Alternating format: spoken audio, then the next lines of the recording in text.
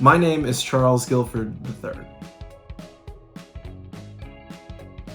I wanted to make sure that I gave to the same school district that gave so much to me. So I wanted to make sure that all the students within the school district, much like myself, were able to benefit from creative ways to make impact and to ensure that our students have a way to realize the brilliance within themselves.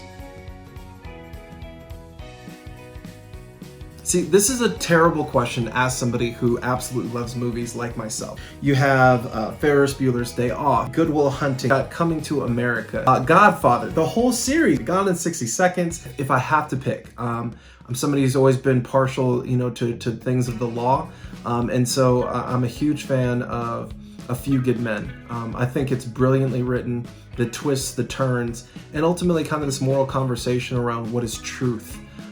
Is something that is really powerful. So I love that movie, but there's so many. This is just not fair to ask somebody. Top Gun, I mean, come on. Anyways, we'll leave that there.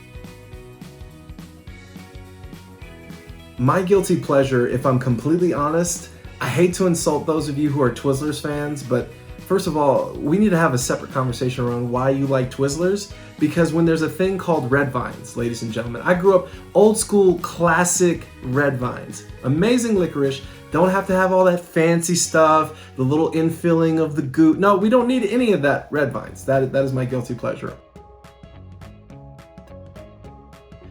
The quantitative aspects of what this foundation has been able to do, the literally millions of dollars that have been able to, over the course of the years, be poured into classrooms, hundreds of teachers who have been able to apply for grants that allow them to be able to afford the opportunity to educate their children in ways that otherwise they would not be able to. It's amazing the innovation that we see year over year, and more importantly, it's those moments that those kids get to experience with their parents at home. The discovery that parents get to make when they begin to see that strike of genius that exists within their daughter or within their son. Education should not be stratified. That education should not be for the elite or for those who can afford it, that it should be for everybody. And when we think about education, that is the power of public education.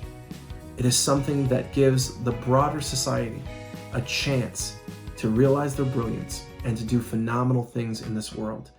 That education can be the foundation that we can stand upon, no matter how difficult or how beautiful life becomes.